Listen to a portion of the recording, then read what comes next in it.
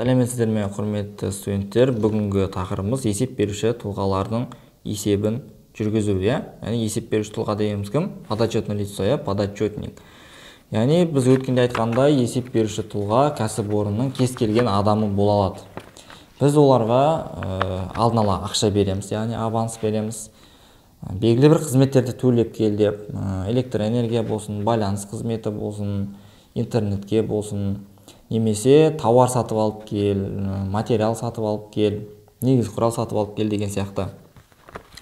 Ол сатып алған жерлерінде немесе сол оплата, яғни төлеген жерлерінде, оплата жасаған жерлерінен өзінің соған төленгендігін растайтын құжаттарды сұрайды. Тауар сатып алған болса, накладной сұрайды, электроэнергияларға төлеген болса, квитанция немесе чек сұрайды. Және де сол растайтын құжаттар арқылы өзіне берілген ақшаның отчетін, есебін тапсырады бухгалтерия келіп. Яғни өзіне берілген аванстың отчетін тапсырады. Яғни авансық отчет тапсырады, авансық есеп тапсырады бухгалтерияға. Яғни жаңағы өзінің растайтын құжаттар арқылы. Немесе кейде біз есеп беруші тұлғаларды іссапарға жіберуіміз мүмкін. Яғни командировкаға жайдан жай жібермейді, басқа бір жерге осы кәсіпорынның бір жұмысын атқарып келуге жіберіледі. Және де оған командировкаға баратын кезде сізде қағаздарыңызда бар, командировочный удостоверение дейді, сапар куәлігі беріп жіберіледі оған. Ол яғни барған кезде немен барады, мысалы ұшақпен болса, ұшақтың билетін өзімен бірге алып қалады. Барған жерінде жаңағыдай қонақ үйге, гостиницаға жатқан кезде, сол қайтатын кезде гостиницадан да квитанция болсын сұрайды. Және қайтарда немен қайтады, соның билетін алып қалады. Автобус болса, автобустың билеті, пойыз болса, пойыздың билеті. Және де келгеннен кейін, жұмысты атқарып болғаннан кейін 3 күннің ішінде бухгалтерия келіп, авансық есеп тапсыруға міндетті. Жаңағыдай билеттері арқылы болсын, немесе жаңағыдай квитанциялар арқылы. Және де оған жаңағыдай командировочный удостоверение береді, соны бір қарап жіберейік. Бұл жерде не болады екен? Жоғары жағында организацияның атауы, вспомогательная школа дейді. Одан кейін номер документа, дата составления, работник дейді, яғни жұмысшы, есеп беруші тұлға Маленьков Игорь екен. Одан кейінгі жерде оның подразделениесі жазылады екен, администрация, оның должности жазылады, зам директор екен. И командируется в деп қай жаққа барады, сол жаққа жазылады екен, город Алматы. Одан кейін барып жатқан организациясын жазылады екен, то Вита Плюс дейді, для заключения договора дейді, на 3 календарных дней дейді. Мына жерде қате кеткен екен, 16 февральдан 25 февральға дейін 9 күнге кетіп бара жатыр екен демек. Астында мына жерде нелер тұр? Мысалға мына жерде бірінші выбыл из деген жерде ол өзінің шыққан организациясының аты жазылады. Яғни кетіп баратқан, қай организациядан бара жатыр сол жазылады. Және сол шығып баратқан уақыты жазылады екен. Одан кейін прибыл в деген жерге қай организацияға барды, сол организацияның атауы және уақыты жазылады, қай уақытта барды. Одан кейін екінші қатарда выбыл из деген жерге сол организацияның, қай организациядан шықты, қайтып бара жатыр, кетіп бара жатыр, яғни сол организацияның атауы мен уақыты, прибыл в деп өзінің келген организациясы жазылады, яғни өзінің келген организациясына атауы, уақыты жазылады. Ал тағы да басқа да дополнительный организацияларға барған болса, астында жаңағыда выбыл из, прибыл в деген жерге жазып кете береді. Одан кейін мына жерде сіздерде авансовый отчеттың несі тұр, үлгісі. Бұл жерде де организацияның атауы екен, инбені жазылады екен. Одан кейін аты жөні жазылады, Маленьков Игорь, должности жазылады екен, табельный номер и назначение аванса дейді. Командировка в город Алматы дейді. Қайда бара жатыр, сол жаққа жазылады. Одан кейін мына жерде қарап тұратын болсақ, 38 мың теңге алып кеткен екен өзімен бірге. Израсходовано 35 мың дейді, яғни 35 мың теңге жаратып келді. Остаток 3 мың теңге қалған екен. Приложение 3 документов на 3 листах дейді. И астыңғы жағында мына жерде Ақшаны қайда жаратты, соның данныйлар тұрады. Бірінші 15.02.2018 жылы 8 номер документі бойынша приказ на командировку суточный дейді. Суточныйға күндік ішіп жеуіне оған 15 мың теңге жаратқан екен. Және екінші квитанция чек алып келген полет деген гостиницадан оған 20 мың теңге жаратқан. Сонда толық 35 мың теңге жаратқан екен. Ең астында сол есеп беруші тұлға подотчетный лицо қол қояды екен. Одан кейін бізде шаруашылық операциялары берілген, соларды қарастырып шығамыз. Бірінші, кассадан есеп беруші тұлғаға ақша берілді дейді. Яғни кассадан бергендіктен кассадағы ақша қаражаты азайып жатыр. Актив шот азаю кредитінде. Сондықтан кредитке 10-10 деген шот түсіп тұр. Қарап отырыңыздар сіздерде қағаздарыңызға. Есеп беруші тұлғаға ақша берілген кезде есеп беруші тұлғаның бізге қарызы көбейеді. Дебиторлық қарыз, актив шот көбею дебетінде 12.51 дебетке сол үшін түсіп тұр. Одан кейін банк шотынан есеп беруші тұлғаға ақша аударылды дейді.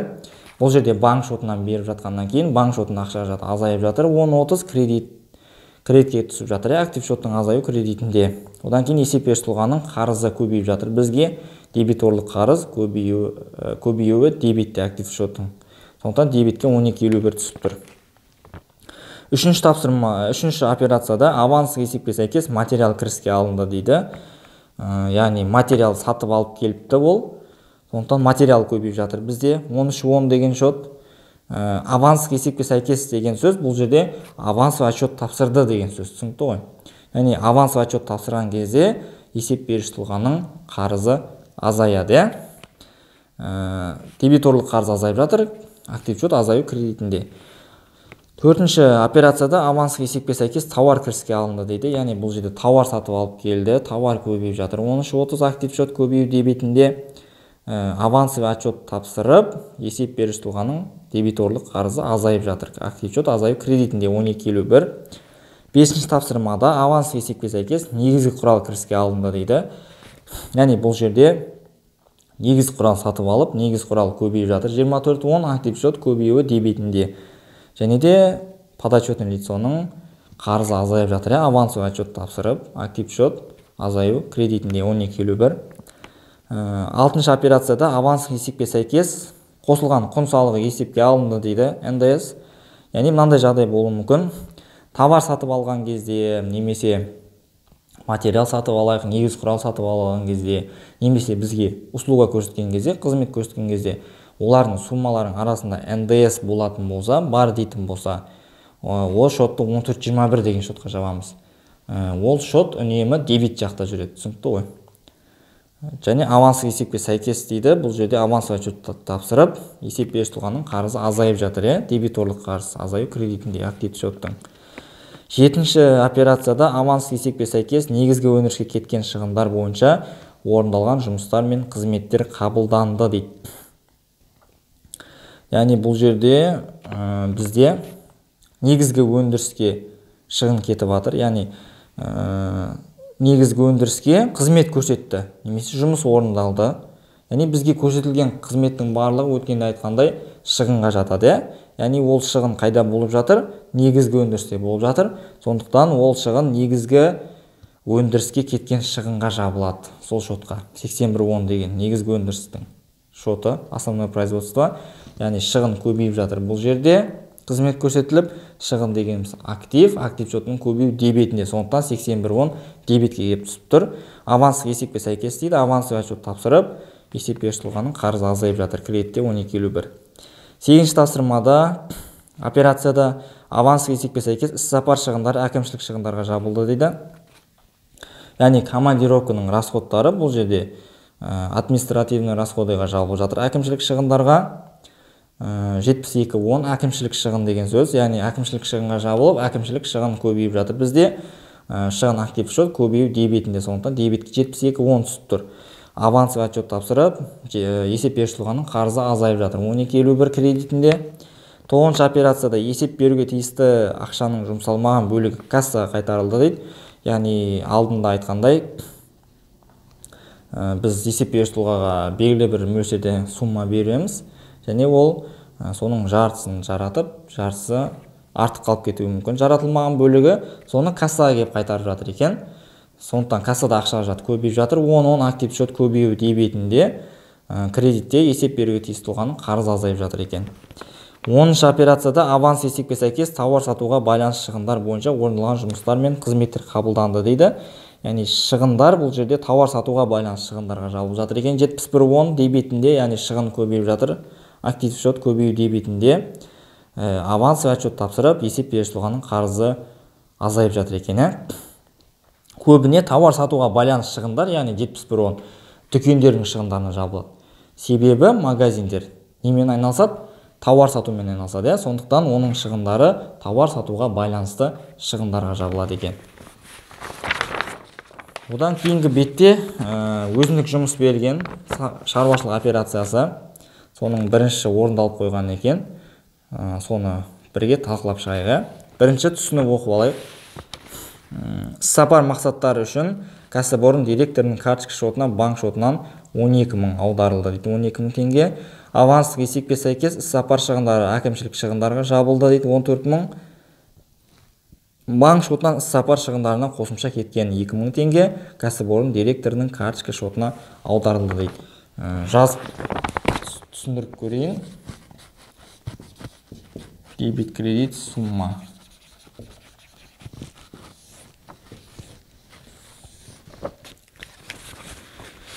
Бірінші түсініп алайық. Іссапар мақсаттары үшін дейді, яғни командировка үшін кәсіпорын директорының карточка шотына, банк шотынан 12.000 теңге аударып жіберген екенбіз. Яғни директорның банк карточкасына аудардық біз банк шотынан. Яғни банк шотынан аударғандықтан бізде банк шотында ақша қаражаты азаяды. Ол актив счет азаюы кредитте болады. 10.30. Яғни бұл жерде біздің кәсіпорын директоры есеп беруші тұлға ретінде болып тұр, яғни подотчетное лицо.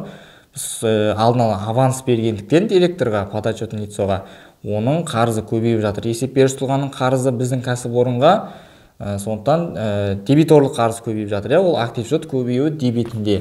Сондықтан дебетке есеп беруші тұлғаның қарызы түседі. 12.51, 12.000 теңге аударыппыз.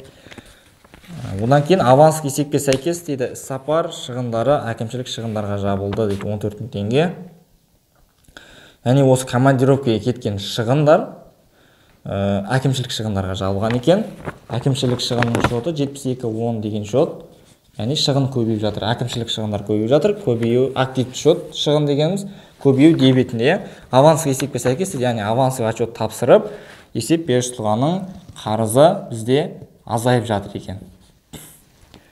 Дебиторлық қарыз азайып жатыр, актив счет азаю кредитінде 14.000 теңге. Одан кейін банк шотынан дейді, іссапар шығындарына қосымша кеткен 2.000 теңге кәсіпорын директорының карточка шотына аударылды дейді. Яғни бұл жерде біз басында директорге 12.000 теңге аударып едік, бірақ ол командировкаға 14.000 теңге жұмсаған екен. Яғни қосымша қалтасынан 2.000 теңге шығарған екен. Сол үшін оған қайтадан 2.000 теңге банк шотына аударып жатыр екен. Банк шотына аударған кезде банк шотында ақша қаражаты азаяды. Актив счет азаю кредитінде және де 12.51 дебетке келіп түседі. 2.000 теңге. Енді тексеріп көрейік 12.51 деген шотты. Дебет кредит деп. Басында дебет жағына келді 12.000. Одан кейін кредит жаққа 14.000 келді. Одан соң дебет жағына 2.000 келді. Демек соң қалдық бұл жерде 0 болады екен. Демек дұрыс екен, 12.51 барлығы. Енді қазір былай істейік. Осы жердегі бір операцияны бірге істейік. Қалғанын өздеріңіз үйде самостоятельно орындайтын боласыздар. Екінші тапсырманы бірге істеп көрейік. 3 пен 4-ті өздеріңіз үйде орындайтын боласыздар. Бірінші оқып түсініп алайық. Кассадан кәсіпорын қызметкеріне бензин алу үшін 12.500 теңге берілді дейді. Яғни бұл жерде кәсіпорын қызметкері есеп беруші тұлға ретінде болып тұр. Оған бензин алып кел деп 12.500 теңге беріп жатыр екенбіз. Авансық есепке сәйкес дейді 11.200 теңгеге бензин алынды дейді. Яғни 12.500 теңге бердік, бірақ ол оның барлығына емес, тек 11.200 теңгеге ғана бензин сатып алған екен. Және сол 11.200 теңгенің ішінде қосымша құн салығы да бірге екен, НДС. Және жұмсалмаған 1300 теңге кассаға қайтарылды дейді. Енді осыны талқылап көрейік.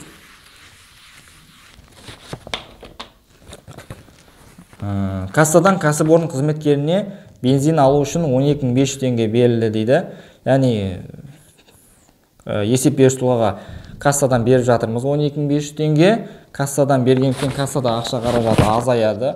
Активті шот азаюы кредитінде. Және есеп беруші тұлғаға бергендіктен есеп беруші тұлғаның қарызы көбейіп жатыр бізге. 12.51 активті шот көбеюі дебетінде. Неше? 12.500 теңге дейді.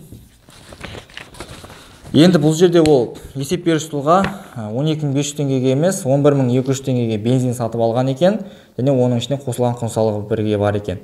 Яғни біз қазір бетеміз 11.200 теңгенің ішінен біз бензиннің суммасын бөлек анықтаймыз. Және де қосылған құн салығының суммасын бөлек анықтап алуымыз керек, НДС-тің суммасын. Түсінікті ғой. Жалпы НДС-ті табу формуласы былай.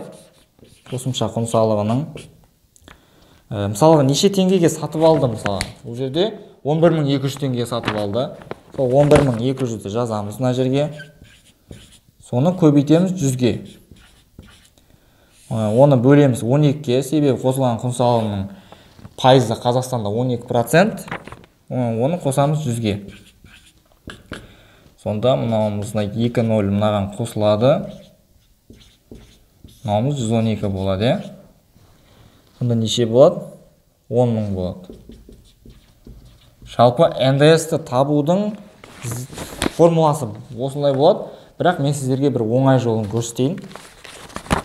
Егер НДС тап дейтін болса, қанша теңге? Мысалы 11.200 ғой біз сатып алып жатқан. Осы 11.200-ді 1/12-ге бөліп жібереміз, болды. Түсінікті ғой.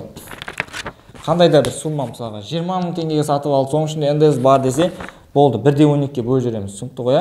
Мына формулаға салып қажет жоқ. Бірден НДС бар дейтін болса, 1/12-ге бөліп жібереміз. Яғни 11.200-ді 1/12-ге бөлетін болсақ 10.000 болады. Бұл 10.000 ненің суммасы?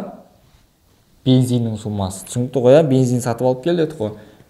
Бензин деген, яғни ол материалға жатады. Себебі біз бензинді сатып алып, сатпаймыз, ол кезде товар болып кетеді. Біз бензинді сатып алып, пайдаланамыз, бензинді жағамыз кәдімгідей, машина, автокөліктерге болсын. Сондықтан ол материалға жатады. Яғни мынау 10.000 ол материалдың суммасы екен. Енді мынау 11.200-ден алып тастаймыз 10.000-ды. Онда неше болады? 1.200 болады. Бұл 1.200 сол қосылған құн салығы, яғни НДС-тің суммасы болады. Түсінікті ғой. Яғни біз қазір 11.200-ден материалдың суммасын бөлек анықтап алдық, бензиннің суммасын және де НДС-тің суммасын бөлек ажыратып анықтап алдық. Енді бұл жерде бензин сатып алынды, бензин кіріс болып жатыр, яғни бензин көбейіп жатыр. Бензин дегеніміз ол материал. Материал көбейіп жатыр, 13.10. Аванстық есепке сәйкес дейді, яғни аванс отчет тапсырып, есеп беруші тұлғаның қарызы азайып жатыр. Материалдың суммасы бензин 10.000, 10.000. Мен жаңа айттым, егер НДС бар дейтін болса, онда дебетке 14.21 деген шот жабылады. Дебет жағында жүреді міндетті түрде. НДС бар дейтін болса, 14.21 деген шотқа жабылсыздар. Бұл жерде де 12.51 есеп беруші тұлғаның қарызы азайып жатыр. НДС-дің суммасы 1.200. Келесі жұмсалмаған 1.300 теңге кассаға қайтарылды дейді. Яғни біз оған басында 12.500 теңге бердік, ол 11.200 теңгесін ғана жаратты. Яғни бұл жерде 1.300 теңге жұмсалмай қалып кетті артық. Соны бізге кассаға қайтарып жатыр екен. Кассаға қайтарған үшін кассада ақша жатыр, көбейіп жатыр, және де есеп беруші тұлғаның қарызы азайып жатыр, 1.300. Енді қараймыз. 12.51 деген шотты қарастырып шығайық. 12.51 дебет, кредит. Басында 12.51-іміз дебет жағына келді. Сумма 12.500. 12.500. Екінші қатарда кредит жағына келді 10.000. Одан кейін үшінші қатарда да кредит жағында 1.200. Одан соң кредит жағында 1.300. мына 12.500 болады. Мына үшеуін қоссақ та 12.500 болады. Значит, барлығы дұрыс операция, дұрыс орындалды деген сөз. Қалған 3 пен 4-ші операциялар ол сіздерге үйде өзіндік жұмыс, самостоятельная работа. Бұның жауабын келесі дәрісте тақылап шығатын болам. Сол кезде өздеріңіз көріп түсініп аласыздар. Кездескенше осы әлеуметте болыңыздар.